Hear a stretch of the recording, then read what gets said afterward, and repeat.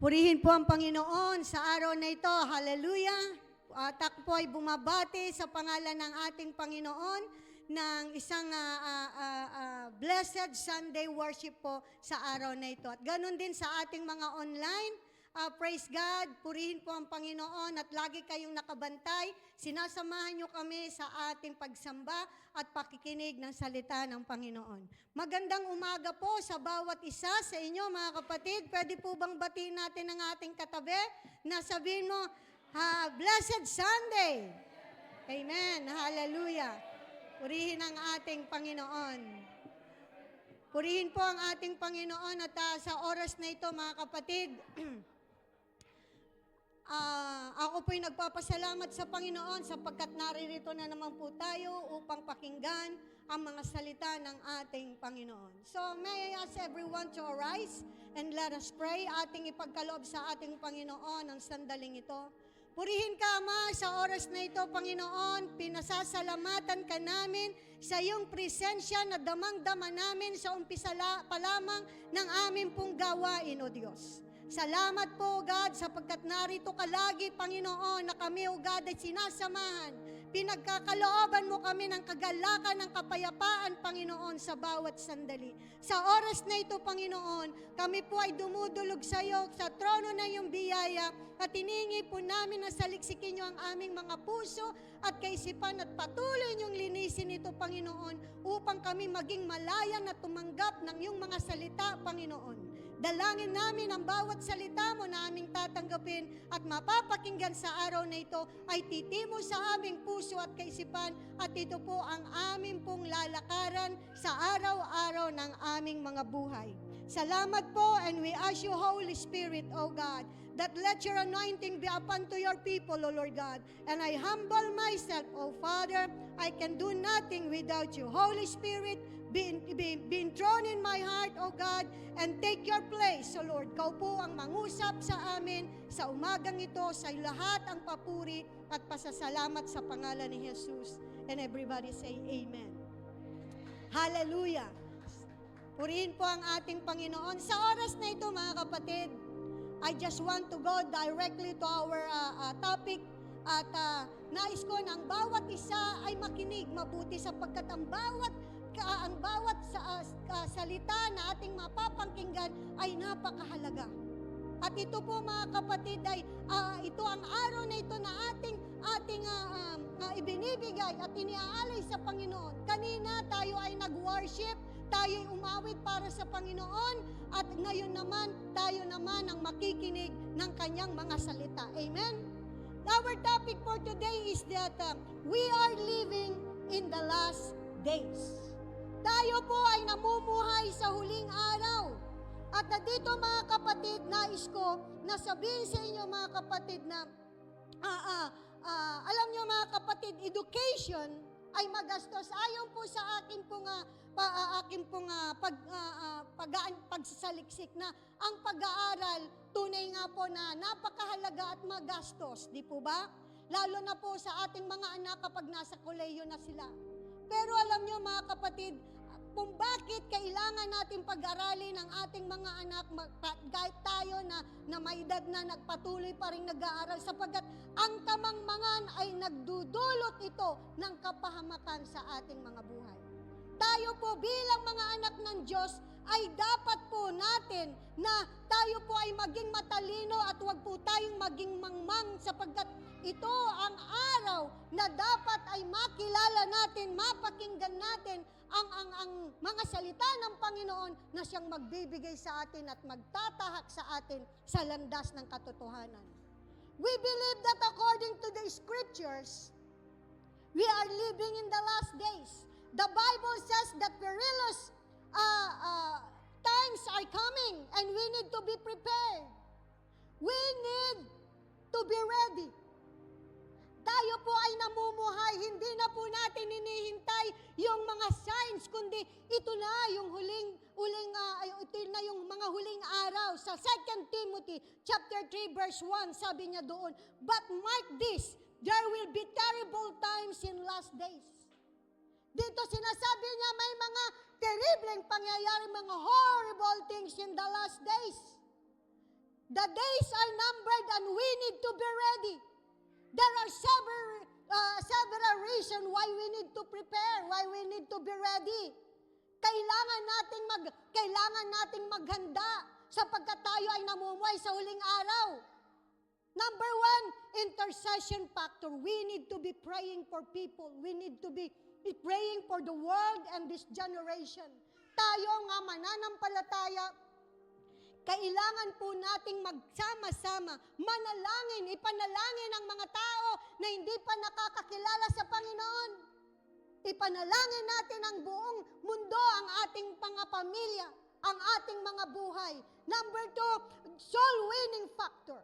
We need to be telling people about Jesus Christ. Kailangan nating humayo, ipahayag ang kabutihan ng Panginoon, ang kanyang mga salita dahil sinabi at ipinag-utos ng Panginoon that go and make disciple to all nations. Ito ang kautusan ng Panginoon. Napaka-importante na may pahayag ang salita ng Panginoon sapagkat marami ang mga tao na hindi nakakakilala kay Kristo ang magiging sanha ng kanilang kapahamakan ng buhay. Amen? Kapag wala si Kristo sa kanila, sigurado na sila sa apoy ng impyerno. Number 3, the family preparation factor. As parents and grandparents, part of the family, we need to be teaching and training our children into the ways of truth of God. Ang mga anak natin, ang pamilya natin, ipahayag natin sa kanilang katotohanan ng salita ng ating Panginoon. Amen? And the comfort factor. When we know that the Bible says about coming event, then we don't have to worry. We understand that Jesus is coming again. Kaya kapag tayo ay naghanda, tayo ay handa sa pagdating ng Panginoon, hindi tayo magwo-worry. We have that comfort because we have that faith at believing in the Lord Jesus Christ at sumusunod sa kanyang salita. Kaya wala na tayong iba pang inaasam kundi ang kanyang nalalapit na pagdating. Amen? There are reasons why we need to be ready. Number 1, the time is the last day. So, be awake. Sabihin mo sa iyong katabi, be awake, magising ka. Hallelujah. Hallelujah. Ang mga espiritual na natutulog ay kailangang gisingin sapagkat nasa huling araw na tayo. 1 John chapter 2 verse 18. Ano po ang sabi dito? Little children, it is the last hour. And as you have heard that the Antichrist is coming, even now many Christians have come, by which we know that it is the last hour.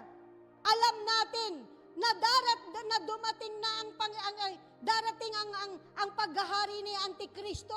Kaya tayo ay binibigyan ng babala. Alam niyo mga kapatid, in the Old Testament, the former times prepared by the coming of Jesus Christ, and after death, burial and resurrection and ascension of the Lord Jesus, we entered into the period of time called the last time, the last days, o the last day. Alam nyo, noon, naalala nyo, dumating ang Panginoon, dumating ang ating Panginoon Diyos, na tumubos sa atin, namatay siya at muling nabuhay, tinubos tayo sa ating mga kasalanan. At mula nung siya ay umakyat na sa langit, mga kapatid, doon na nagsimula ang last hour. Yung last days natin. Ito na. Kaya kung babasahin nyo ang Matthew chapter 24, ang buong yun mga kapatid, makikita nyo kung paano ang pangungusap ng ating Panginoon, kung paano ang kanyang pagdating. Kaya maging ang mga tao na nakarinig sa mga salita ng ating Panginoon noon, nung siya ay umakyat na sa langit, sila ay naghanda na. Sila ay piniprayer na nila ang kanilang mga sarili dahil alam nila na darating ang panahon, darating at magbabalik ang Panginoong Hesukristo upang kanyang kuhanin ang mga nanampalataya sa Kanya. Yung mga nagtiwala sa Kanya. Bakit sila naghanda noon at hanggang ngayon alam natin, napapakinggan na natin na darating ang Panginoon at marami nagsasabi, bakit hanggang ngayon hindi pa dumarating? Mga kapatid, alalahanin natin na ang 1,000 araw sa ating, 1,000 taon sa ating Panginoon na isang araw lamang sa Kanya. At dito po mga kapatid, nais ko na sabihin kung bakit tayo ay nagpiprepare dahil hindi natin alam bukas makalawa. Pwede na tayong bawian ng buhay, hindi mo pa nakita ang pagbabalik ng Panginoon. Pero alam nyo mga kapatid, mas mabuting naghahanda tayo. Ano man ang oras, bawian tayo ng buhay. Nakatitiyak tayo na sa takdang panahon, darating ang Panginoon, muling bubuhayin ang mga patay upang sila ay kuhanin ng Panginoon sa alapaap at ang mga nananatiling buhay ay kanya ring isasama doon. At ang tawag po dyan ay rapture. Amen? Hallelujah. From the time that Jesus ascended into that time, He has come back and known as the last time. Ito yung last hour. Amen? All Christians from the time of John to this time are to be believing with the expectancy that Jesus may come at any moment. Talagang hindi natin alam sapagkat sabi sa Bible, walang nakakaalam kung kailan darating ang ating Panginoon. So at any time darating ang Panginoong Jesucristo, so ano ang dapat natin gawin? Laging handa. Laging handa. Kailangan natin na paghandaan ang pagbabalik ng ating Panginoon. Amen? Mananampalataya ka mang namatay na o buhay pa, darating ang panahon, ang Panginoon Diyos ay kanya-kanyang kukuhanin kung ikaw ay patuloy na nananampalataya sa Kanya. Amen po ba? Hallelujah. Praise God. We are living to the edge of the last day. We are not moving towards the last day. We are living in them. Hindi tayo papunta sa last day. Namumuhay na tayo doon sa last day. Kaya mga kapatid, ihanda ninyo ang inyong mga sarili. Sapagkat ito ang pinaka-importante. The rapture of the church is imminent. We are not waiting for the fulfillment of the signs. Hallelujah. Or the prophecy. The rapture may occur at any moment. Ang Panginoon darating sa oras na hindi natin inaasahan. Ang mga signs, lalabas yan sa ayaw at sa hindi. Marami na po ang mga signs, marami mga propesya nagkatotoo na, pero ang mga yan ay mga babala at mga paghahanda ng mga mananampalataya sa Kanya. Kaya dapat patuloy tayo na maglingkod ng may katotohanan sa ating Panginoon. 1 Thessalonians chapter 1, verse 1 Thessalonians chapter 1, verse 10, sabi niya, and to wait for His Son from heaven, whom He raised from the dead, when even Jesus, who deliver us from the wrath to come. Dito sinasabi dito mga kapatid na ay naghihintay sa pagbabalik sa Kanyang anak mula sa langit. Ito ay si Jesus na muli niyang binuhay, ay siya ring magliligtas sa atin sa poot ng Diyos. Ano ang ibig sabihin? Ang lahat ng hindi sumampalataya kay Kristo Jesus, na siya ay Diyos at Panginoon at ang Kristo na siyang babalik, ay tatanggap at mararanasan ang puot ng Diyos. Amen? Hallelujah! Philippians chapter 3 verse 20, sabi niya, we are citizenship in heaven, from which we also eagerly wait for the Savior, our Lord Jesus Christ. Hallelujah! Ano po sabi sa Tagalog? Purihin ang Panginoon. Sabi niya, subalit sa kabilang dako tayo ay may mga mamamayan ng langit. We are citizenship of heaven. Ang lahat na nanampalataya kay Kristo at nagtiwala sa Kanya, na naglilingkod sa Kanya ng patuloy, we belong to Jesus. Mula ro'y hinihintay nating may pananabik ang Panginoong Jesucristo na ating tagapagligtas. 1 Corinthians 1:7, sabi niya, therefore, you do not lack any spiritual gift as you eagerly wait for our Lord Jesus to be revealed. Kaya mga kapatid, panghawakan natin ang mga pagpapala, mga kaloob ng Diyos na ating tinanggap, mga kapatid. Patuloy natin na hangarin na patuloy tayong bigyan at pagkalooban ng Panginoon ng mga espiritual na mga kaloob. Upang ito, mga kapatid, ang magpapatibay sa atin, magbibigay kalakasan sa atin, sa ating paghihintay hanggang sa pagdating ng ating Panginoon. Amen? Sabi niya sa Hebrews chapter 9, verse 28, so Christ was offered once to bear the sins of many. To those who eagerly wait for Him, He will appear a second time apart from sin for salvation. Hallelujah. Ang Panginoong Jesucristo ay tayo ay tinubos. Minsan niya tayong tinubos nung siya'y nabayubay sa krus. At ang lahat ng nanampalataya ay tumanggap ng biyayang ito. At kung tayo ay patuloy na nagtitiwala sa ating Panginoon, muling babalik ang Panginoon Diyos for the second time. At hindi upang siya ay dumating at tubusin ulit tayo, kundi ito ang pagbabalik niya ay upang tayo ay kanyang kuhanin. Amen? Sabi niya sa Titus, chapter 2, verse 13, sabi niya, while we wait for the blessed hope, the appearing of the glory of our great God and Savior, Jesus Christ. Ito po, mga kapatid, ang pagpapala, biyaya ng pag-asa, ang pagbabalik ng ating Panginoon. Ito ay malaking kagalakan, ito yung pinakahihintay ng bawat mananampalataya sa ating Panginoon. Kaya mga kapatid, huwag kayong panghihinaan ng loob.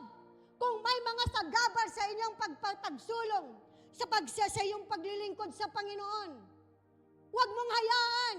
Hindi baling magalit sa iyo ang tao, huwag lang magagalit ang Diyos sapagkat doon nakasalalay ang iyong kaligtasan. Hindi ka maililigtas ng iyong kapwa, kundi ang Panginoong Jesucristo na siyang nagbibigay ng buhay na walang hanggan.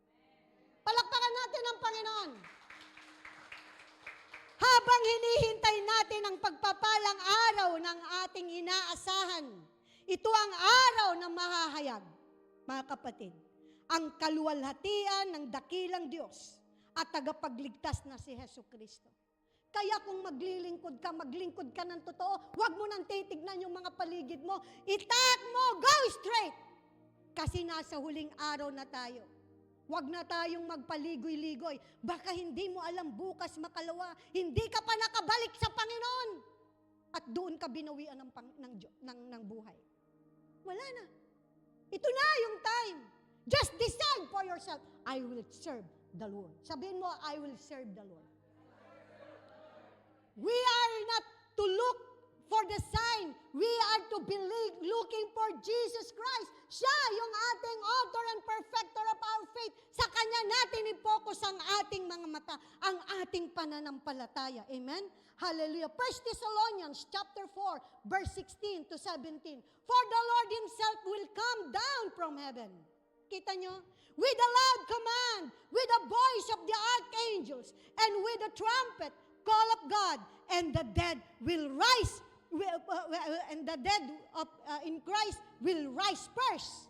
Sabi niya, after that, we who are still alive and are left will be caught up together with them in the clouds to meet the Lord in the air, and so we will be with the Lord forever. Ito po yung sinasabi ko, huwag kang mag-alala. Darating man si Lord ngayon at bukas o makalawa, at least ang importante nakahanda ka. Dahil kapag tayo ay namatay na at hindi pa dumating si Kristo, tayo ay muling bubuhayin sa Kanyang pagdating. Ang mga patay ay muli niyang bubuhayin upang sunduin doon sa alapap, at ang mga buhay with the twinkling of an eye ay Kanyang kukuhanin. Sabay-sabay kasama ng ating Panginoon.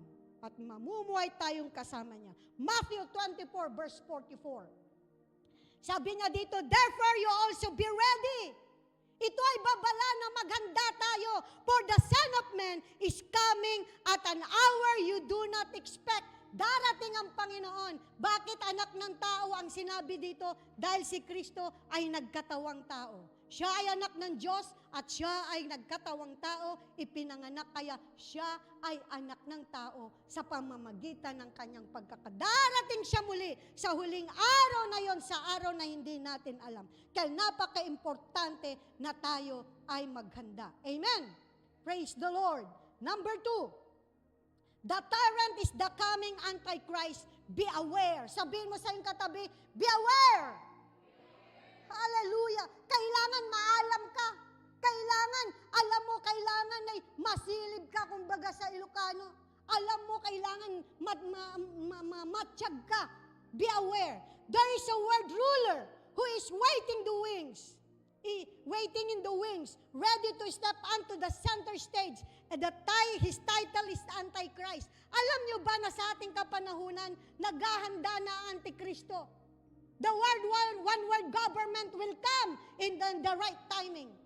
Nakahanda na. Kaya ang Panginoon, nais na tayo ay maghanda. 1 John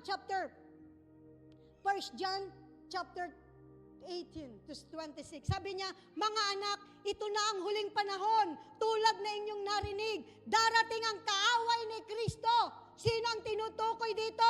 Ang Antikristo, si Satan, na siyang nagpahirap kay Jacob. Praise God. Thank you, Brother Enrico. What a wonderful encouragement.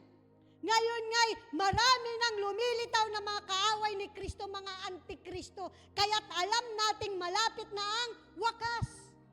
Verse 19 sabi niya, kahit na sila'y mga dati nating kasamahan, ang mga taong iyon ay hindi natin tunay na kasama sapagkat kung sila'y tunay na sa atin, nananatili sana silang kasama natin. Ngunit umalis sila upang maging maliwanag na silang lahat ay hindi tunay na kasama natin. Ito mga kapatid ay tumutukoy doon sa mga pananampalataya na kaya sila umalis dahil meron silang ibang doktrina na pinaniniwalaan kaya hindi natin sila kasama. Ganon yung ibig sabihin. Ang mga tao, ang mga iyon ay hindi natin kasama dahil meron silang ibang pinaniniwalaan. According to my research. Ngunit ipinagkaloob na sa inyo ang Espiritu Santo at dahil dito, alam na ninyo ang buong katotohanan. Kaya kapag ikaw ay anak ng Panginoon, ikaw ay pananampalataya kay Kristo Jesus, pinagkalooban ka ng banal na Espiritu at doon mo, pinagkalooban ka ng banal na Espiritu na upang ma-discern mo ang tama at mali, upang hindi, ito ang maggagabay sa iyo, upang hindi ka maninlang ng kaaway. Verse 21, sabi niya,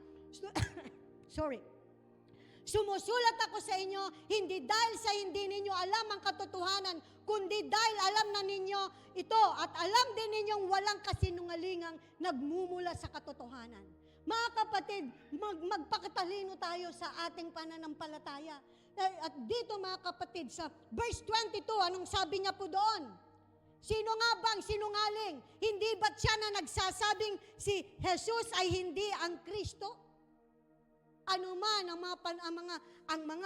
mga religion o ang mga na hindi tumatalima at hindi nila tinatanggap na si Kristo, na si Jesus ay Kristo, na siya ay anak ng Diyos, ang mga nagsasabi nito ay kaaway ni Kristo.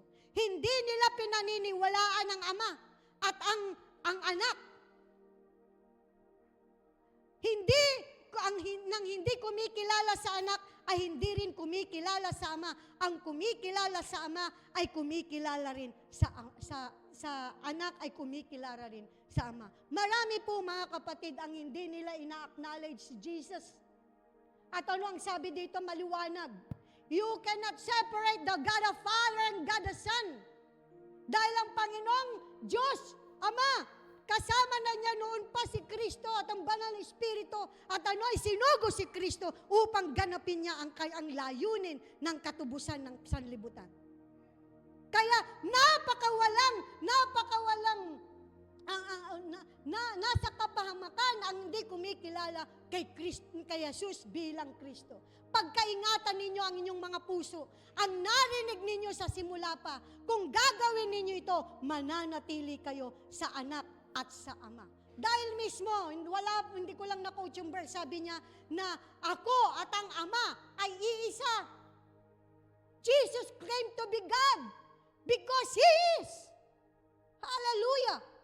Verse 25, at ito naman ang ipinangako sa atin ni Kristo, ang buhay na walang hanggan. Sino ang makapagbibigay ng buhay na walang hanggan kung hindi siya Diyos? Ang buhay na walang hanggan ay galing sa Panginoon, galing sa Diyos. Ang lahat ng katagumpayan ay binigay kay Kristo Jesus. Siya na tumubos, kaya ang buhay na walang hanggan, siya ang ipinangako ng Diyos, ang Panginoong Jesucristo. Isinulat ko sa inyo ito upang bigyan kayo ng babala. Ano daw? Babala. Laban sa mga taong nagnanais na iligaw kayo. Marami ang mga tagapagturo ngayon na inililigaw nila ang mga tao sa katotohanan. Kaya kung hindi tayo nag-aaral ng salita ng Panginoon, madali po tayong iligaw. Kaya I encourage you to attend Bible studies, to know more Christ, to know more God. Hindi sapat yung umaattend kayo ng Sunday. Kung ano ang programa ng ating Panginoon, we have to attend Bible study kasi doon maraming itinuturo na doon ay lalo nating nakikita upang ang katotohanan ay walang makapagliligaw sa inyo. Amen! Hallelujah! Praise God! At dito mga kapatid, the Antichrist has many aliases. Marami siyang alias, including the son of perdition, the man of sin, the wicked one, the man of lawlessness, the beast. Siya yung halimaw na darating, na siya sa darating na panahon, siya yung magtatatak ng sinabi sa Bible, ng 666.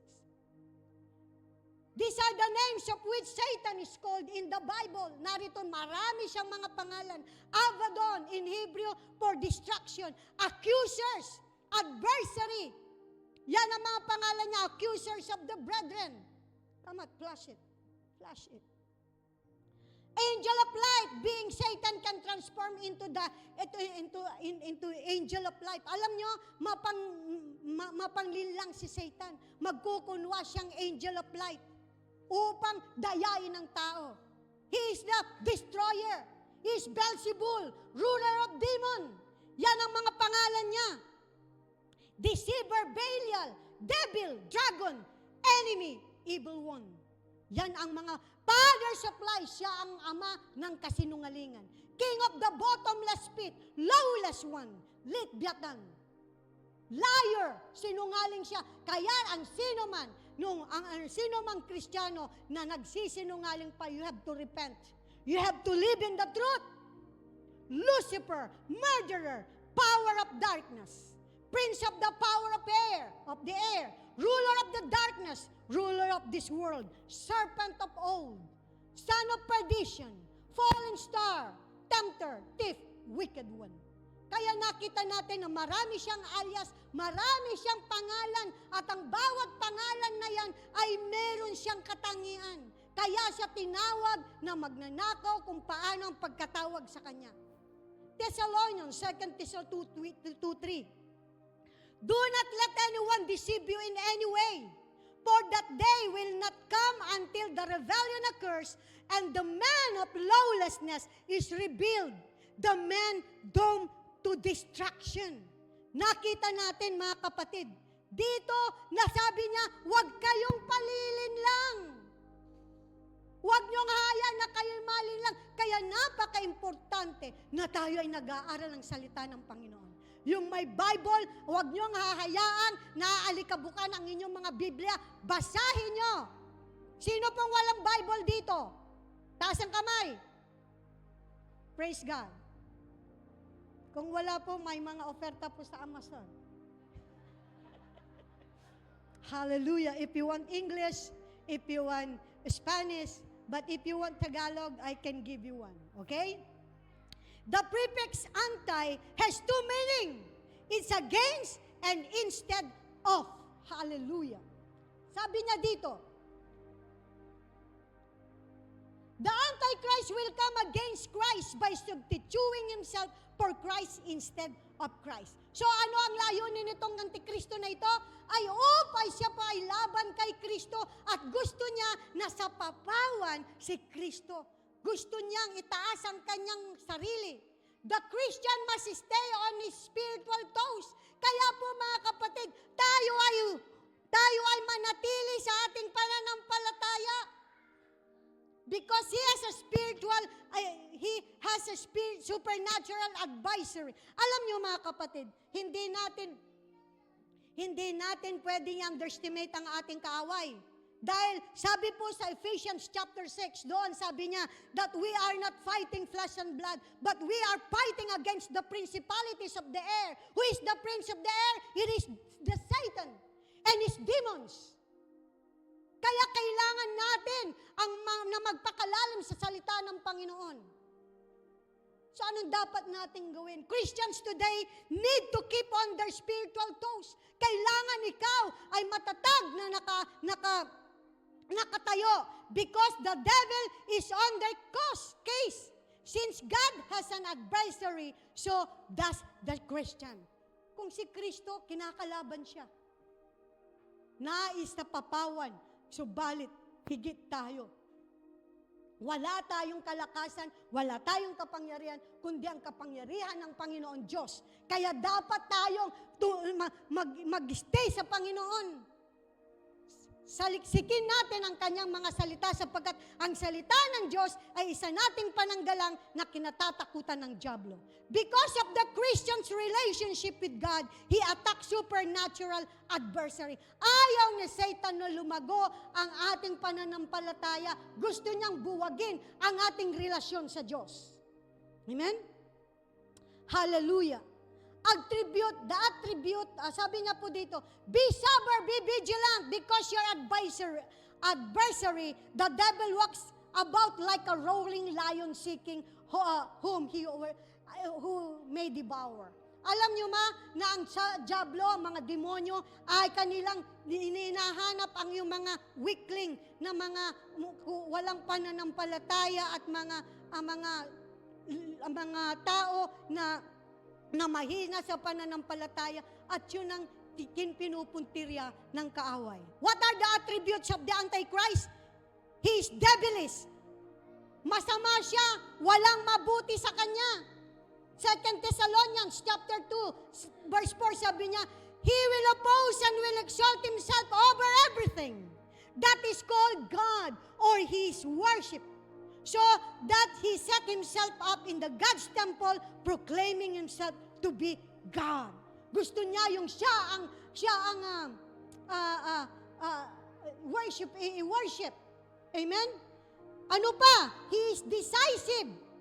Decisive, lumilika ng di pagkakaisa o di pagkakasundo. Nagkikreate ng division. Decisive. Ito yung spirit na ginagamit ng kaaway. Lumilikha ng di pagkakaisa. Kaya kung sa loob ng church merong hindi pagkakaisa, manggulo-gulo at walang pagkakaisa, hindi mo makita yung pag-ibig ng Panginoon. Ay mag-isip-isip ka na. Hallelujah. They went out from us, but they did not really belong to us.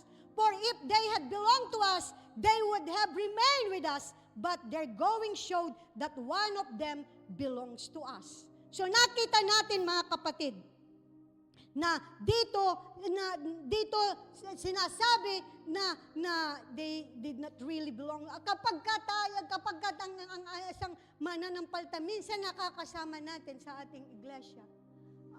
Just let everyone to know Jesus. But if they kung sila ay umalis, just because they are not belong to us.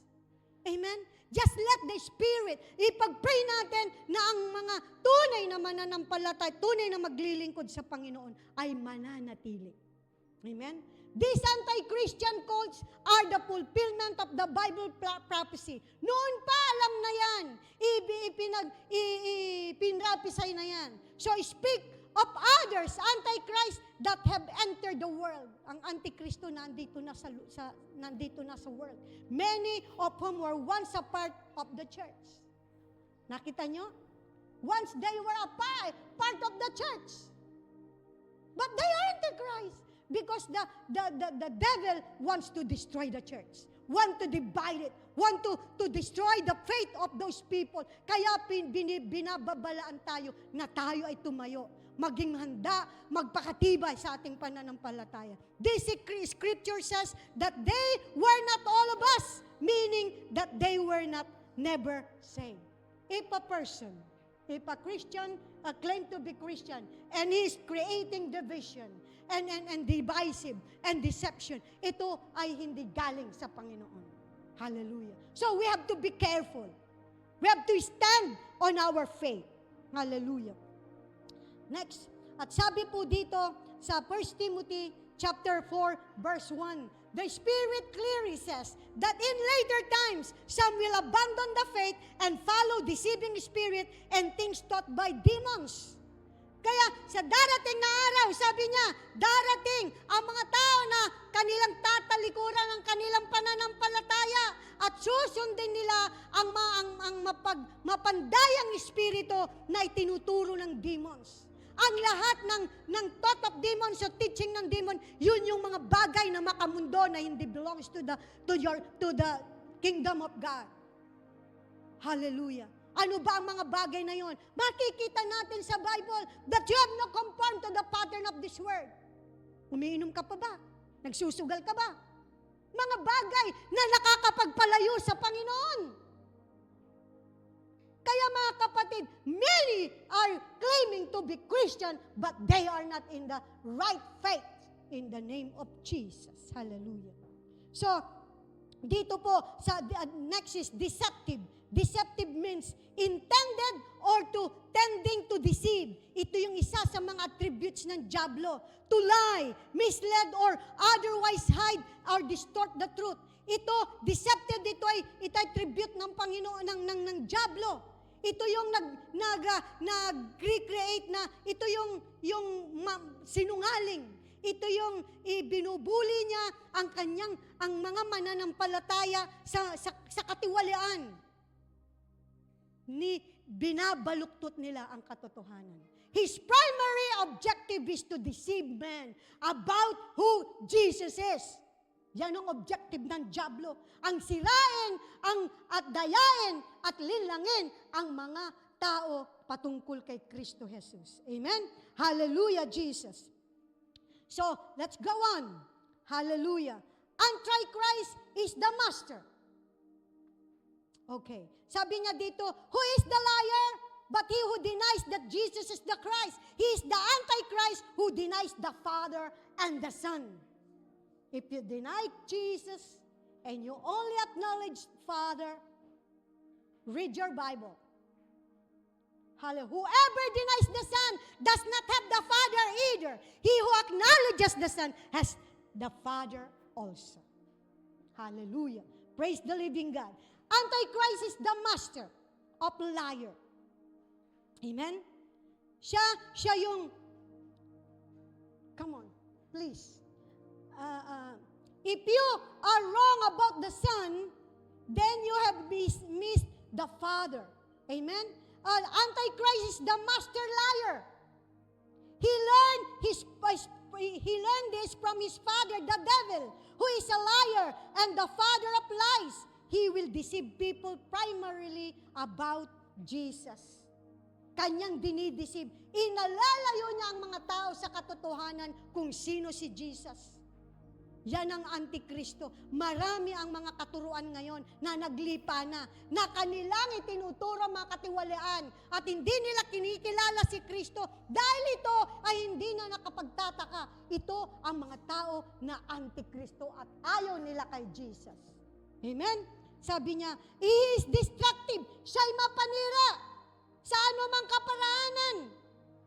His objective is deceiving men about Jesus has an ultimate goal of condemning the souls of men. The Antichrist wants to wreck, ruin, and condemn your soul. Gusto niyang sirain ang iyong buhay. Yan ang Antikristo. Gusto niyang sirain ang iyong pananampalataya. Kung ikaw ay nalilid sa mga ganitong bagay, mag-isip-isip ka. Iwanan mo ang mga bagay na nakapagpapalayo sa iyo sa Diyos. John chapter 2, verse 24, sabi niya, pakaingatan ninyo ang inyong puso, ang narinig ninyo sa simula pa, kung gagawin ninyo ito, mananatili kayo sa anak at sa ama. Number 3, the triumph is that Jesus is coming. Hallelujah!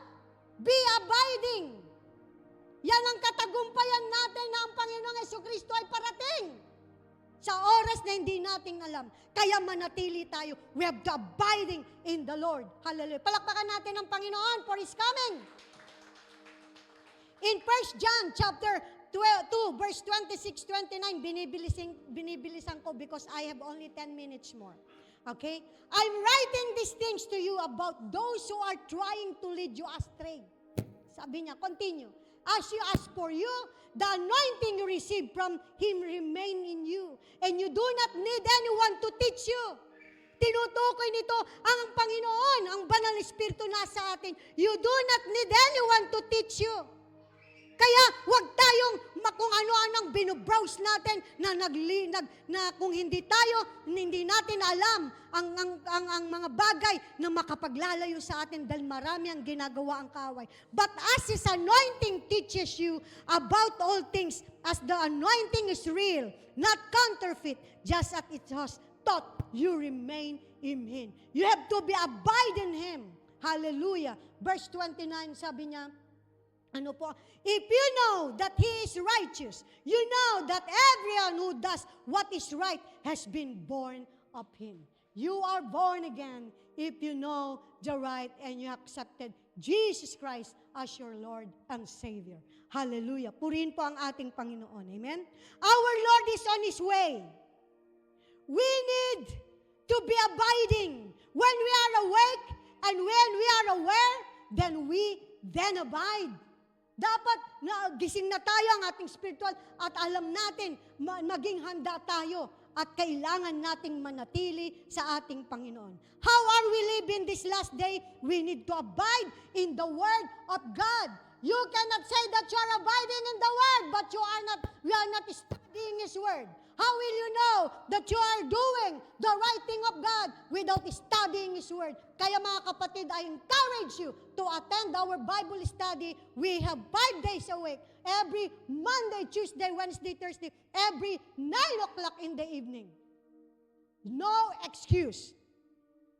Hallelujah. Thank you, Lord. At ganito how do we live in this last day? We need to abide in the Word of God. The way we know the Father and the Son is through the Word of God. Paano makikilala ang Diyos Ama? Ang Diyos Anak, ang Banal na Espiritu, kung hindi ka nag-aaral ng salita ng Diyos. Hallelujah. We have to attend. You can choose your day. Yung Lunes, may Martes, you cannot escape. We are doing everything that we can help you to abide in the Lord. Hallelujah. Don't be stubborn. We have to be in the program of this church if you really want to be abiding in the Lord. Sabihin mo sa iyong sarili, I will attend Bible study. Come on, open your mouth. The Lord is listening. Hallelujah. We need to abide in the Word of God. We need to abide in the Spirit of God.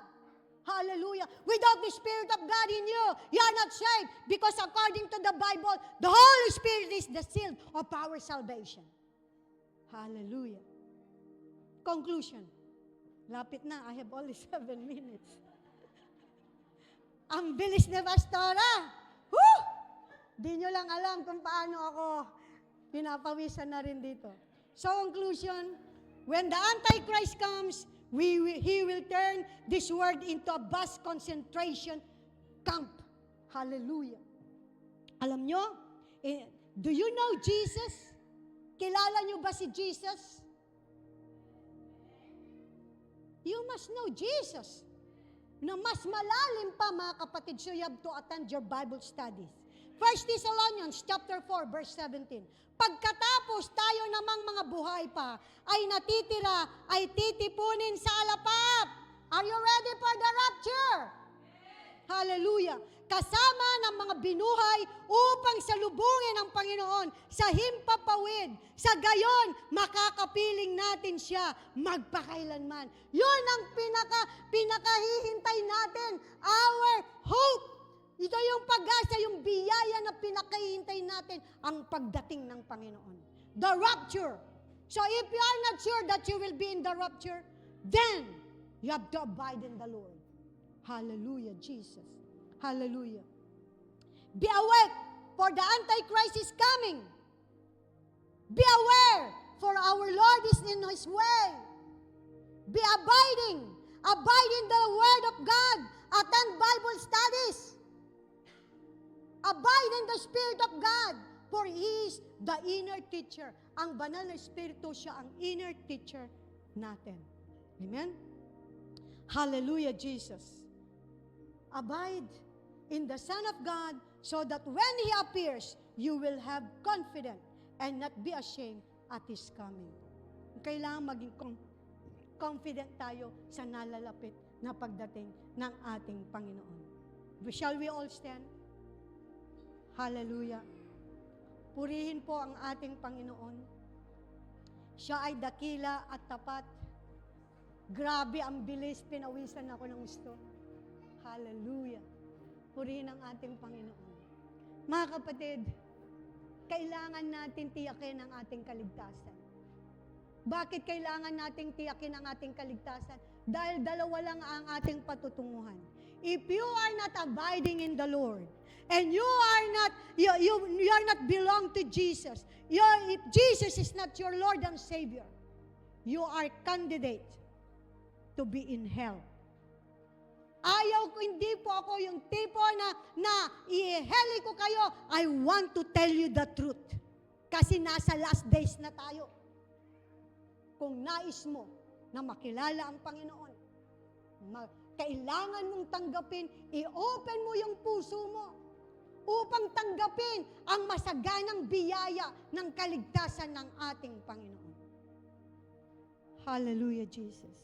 Sa oras na ito, mga kapatid, anyone who wants to accept Jesus as their Lord and Savior, and they want to be saved, I want to lead you in a prayer.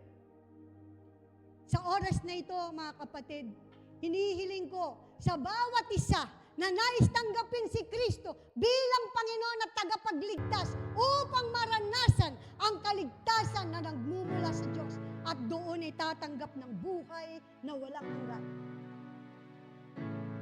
Narito ang panalangin. Shall we all stand and raise our hands upon the Lord? Sumunod ka sa panalangin ito, kapatid. Kung nais mong tanggapin si Kristo bilang Panginoon tagapagligtas ng buhay mo at makasama ka sa buhay na walang hanggan na ipinangako ng Diyos. Habang binibigkas mo ang iyong panalangin, hayaan mong ito'y naririnig mo. Hallelujah, Jesus. Hallelujah, Jesus. Sa oras na ito, mga kapatid, ililid po namin kayo sa panalangin. Stop, don't sing first. We are in a special. Sa oras na ito, kapatid, sumunod ka sa panalangin ito. Lakasan mo ang iyong pagsambit sapagkat upang ito'y marinig mo. Amang Diyos na makapangyarihan sa lahat, sa oras na ito, nagpupuri ako at nagpapasalamat sa iyong kabutihan. Ama, salamat sa iyong mga salita na nagbukas ng aking kaisipan, ng aking kaalaman. Sa oras na ito, lumalapit po ako sa trono ng iyong biyaya. Hinihingi ko ang kapatawaran sa lahat ng aking mga nagawang kasalanan. Patawarin mo ako, Ama, sa lahat ng mga kasalanan ko mula noon at hanggang sa ngayon. Panginoong Yesus, nananampalataya ako na ikaw ay sinugo ng Diyos Ama upang tubusin ako sa lahat ng aking mga kasalanan. Nagpakasakit ka para sa akin upang ako ay bigyan ng buhay na walang hanggan. Panginoong Yesus, binubuksan ko ang aking puso at hinihiling ko na pumasok ka. Tinatanggap kita bilang Panginoon at tagapagligtas ng aking buhay. Naniniwala ako na ako ay may buhay na walang hanggan kung ako ay mananatili sa iyo. Banal na Espiritu ng Diyos, hinihiling ko na isulat mo ang aking pangalan sa aklat ng buhay. Gabayan mo ako, tulungan niyo po ako, at Panginoon, sa iyong mga kamay, ipinagkakatiwala ko ang aking buhay. purihin ka, ikaw at ikaw lamang sa pangalan ni Jesus. Hallelujah. Sabi po sa Bible na ang lahat ng tumanggap kay Kristo bilang tagapagligtas, sila ay kabilang na sa pamilya ng ating Panginoon. So congratulations because you have received the eternal life. And as we close, Father, in the name of Jesus, sa oras na ito, Panginoon, kami po ay nagpupuri at nagpapasalamat sa iyong kabutihan, O God. Pinagpala mong tunay ang iyong mga anak. Salamat, O Diyos, sa iyong mga salita na aming tinanggap. Mga babala na amin dapat na bigyang pansin at magkaroon kami ng paghahanda sa nalalapit mong pagdating. Panginoong Yesus, hallelujah, tulungan mo kami at gabayan ng iyong banal na Espiritu upang, Panginoon, anumang oras na ikaw ay dumating, ay maging handa kami. Huwag mong hahayaan na kami mapag-iwanan, kundi patuloy mo kaming gabayan, ilayo sa anumang kapahamakan. At Ama, salamat, O Diyos, sa iyong kabutihan. At Lord God, sa oras na ito, itaas natin ang ating mga kamay.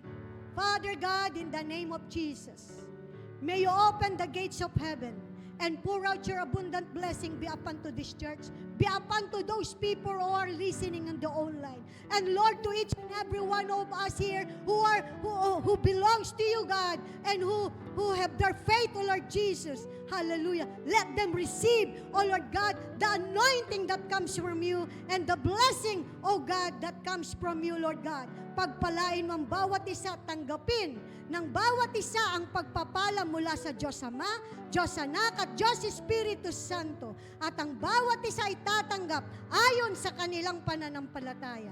Ang lahat ng ito, O Diyos, ay aming itinataas sa mapagpala at wonderful and powerful name of Jesus Christ our Lord. Purihin ka, Lord.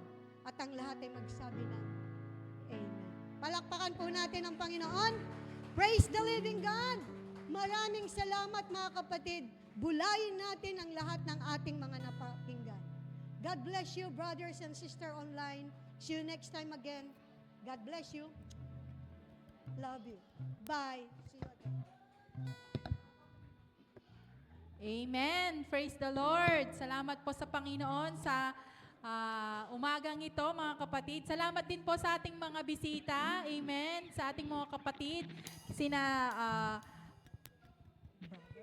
Brother Allen Glenn Gonda, Brother Jason Cesar, Rachel De Toyato, Christian Sakbayana, Annalyn Boss, Ursuela at Sister Loie po, at saka sina po Brother Jong and Sister Lani. At sa lahat po, sa bawat isa po sa atin, God bless us all, mga kapatid. Ursula, yes. God bless po sa ating lahat. Salamat sa